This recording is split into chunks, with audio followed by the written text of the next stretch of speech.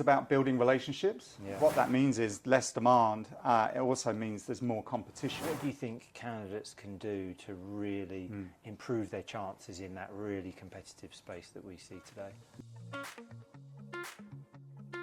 Welcome to Talent Conversations. I'm Pete Healy, the CEO of eFinancialCareers. I'm delighted to welcome today Dan Whitehead of Diverse Talent Networks. Dan, welcome. Great to be here. Thank you. Thanks for coming in. So today we're going to be talking about the current market landscape and how that's impacting candidates. Before we do that, it'd be great to hear, Dan, you've got quite a history with eFinancialCareers as a customer, and you've now launched your own venture. Could you tell the audience just a little bit about your background? Yeah, sure, absolutely. So I've been here, I've been working with eFinancialCareers probably around 20 years now. And the first time actually I've been to HQ here in Shoreditch. But, my background's in talent acquisition, so probably 23, 24 years now in talent acquisition, right across financial services. So I've sort of led regional and global teams for recruitment functions at investment banks, asset managers, insurers.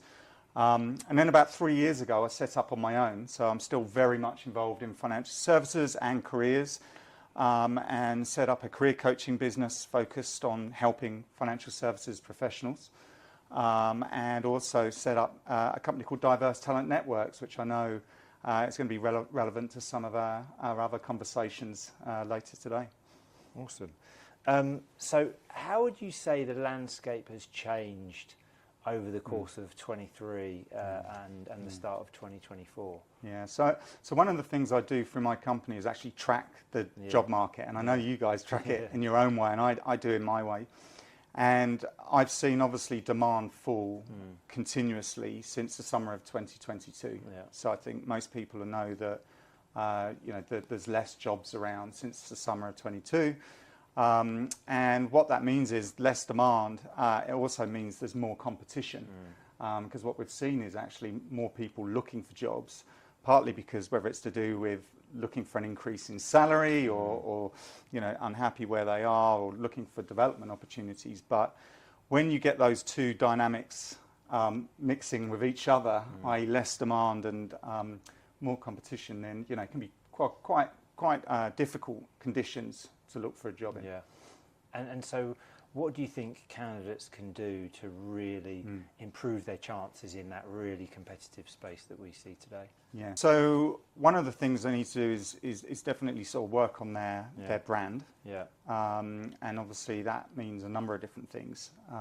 So it's not just things like their brand on paper, whether it's their CV or even digitally like their LinkedIn profile. But it's about being more visible, and I tend to refer to it as people talking about you when you're not in the room. Yeah. And that's really, really important, because if it's just you and an employer or a recruiter, you only have your own word to rely on. But if you're not in that conversation and an opportunity's coming up, someone's talking about who would be good for that role, it's much better that your name's on their lips than someone else's. So brand is really important. And how practically do you think candidates can start to really get out there more? Yeah, so it is about building relationships. Yeah. It's being quite strategic around which relationships to build. So whether it's with peers in your area of specialism, it could be recruiters in your areas of specialism, and it could even be vendors. Whether that's consultants, lawyers, accountants, technology vendors, but anyone that sort of interacts with your area of the market. Yeah.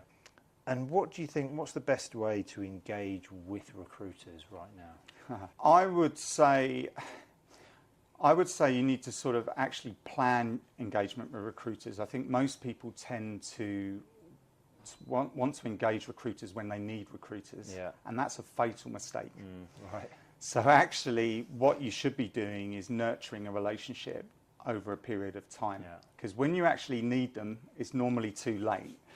And I've come across people that maybe haven't treated recruiters so well, or maybe haven't taken calls or hung up on them or whatever when they've approached them, and and that's obviously come back to bite them at the point they actually need them. And it works both ways, of course, and I know we'll probably talk about that. So and on the flip, how should recruiters be engaging with candidates right now?